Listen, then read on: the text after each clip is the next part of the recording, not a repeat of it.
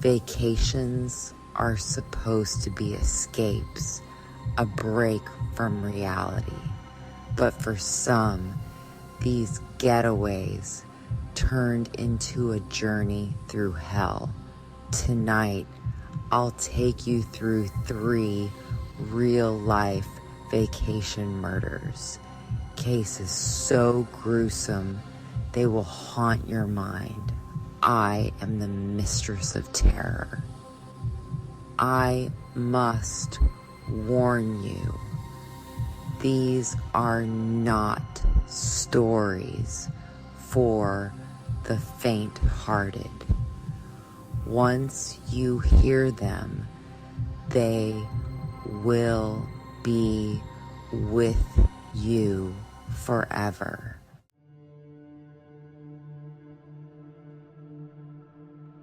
The year was 1989 when Ivan Milat began his killing spree across the outback. 7 young travelers met their horrific end under his blade. Milat had a specific type, backpackers who were alone or in pairs, hitchhiking their way through the endless roads.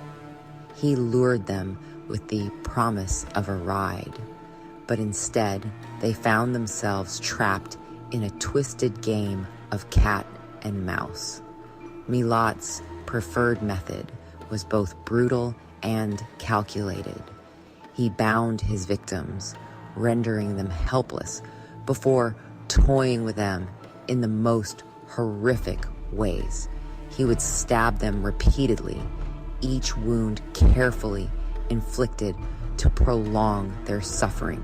Several victims were found with their spines severed, leaving them alive but paralyzed as he tortured them. Others were shot multiple times, execution style, as he watched the life drain from their eyes. For years, Milat continued his spree, hiding his victims in shallow graves in Belanglo State Forest.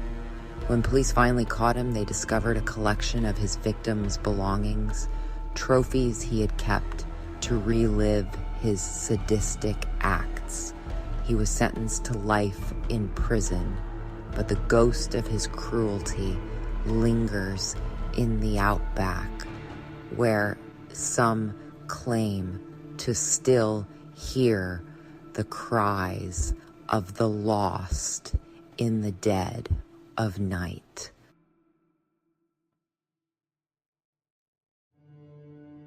Carla Stefaniak went to Costa Rica in 2018 to celebrate her birthday.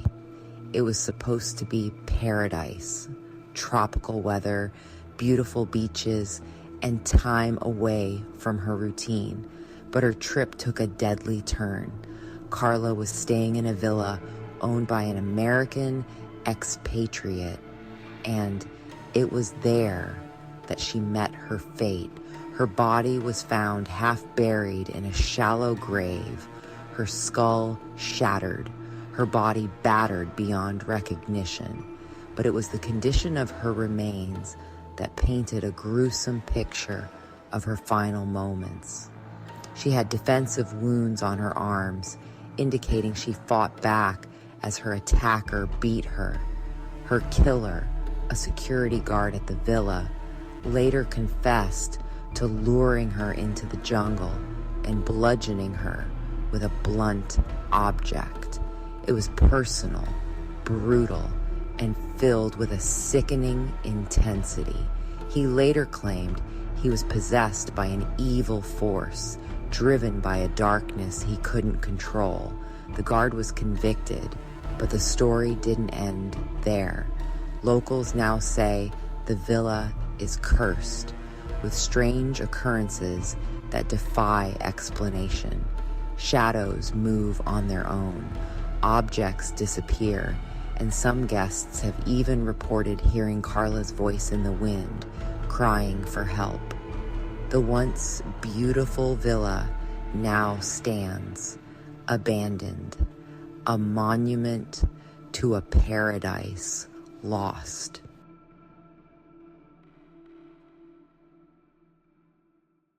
In April 2014, Chris Kremers and Lisanne Froon, two Dutch women on vacation, set out for a day hike in the Panamanian jungle. They planned to explore the famous El Pianista Trail, but they never returned. Their families reported them missing, and what search parties found would haunt them for years. The discovery of their backpack, untouched and lying by a river, was the first clue. Inside were their phones and a camera, both of which told a chilling story. The phones revealed attempts to call for help that went unanswered, and the camera held over 90 photos, most of them taken in total darkness, showing only rocks, tangled roots, and blurred flashes of Chris's hair, matted with blood. Then their remains were found, bones, stripped clean, scattered miles apart. Lisanne's foot was discovered in her boot, severed cleanly, while Chris's bones were bleached white, as if they had been left to decay under a ruthless sun. No one can say for certain what happened to Chris and Lisanne. Some believe they fell victim to a sinister local who knew the jungle well, preying on lost hikers. Others think they were taken by something else, something dark and malevolent that consumed them both mentally and physically. Whatever the truth, their remains and the haunting photos they left behind tell a story of unimaginable terror. The jungle holds its secrets close, but Chris and Lisanne's tale remains a chilling reminder of what can happen when you venture too far into the unknown.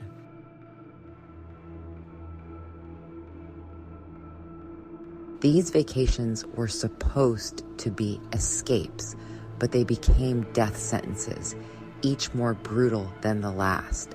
The sunlit sands, the lush jungles, the wild trails. These were places of peace turned into places of horror. I am the Mistress of Terror, and now you know these dark tales. But remember, once you step into the darkness, it will never truly let you go. Like, subscribe, and enter the darkness. The shadows are always watching. The shadows are always watching.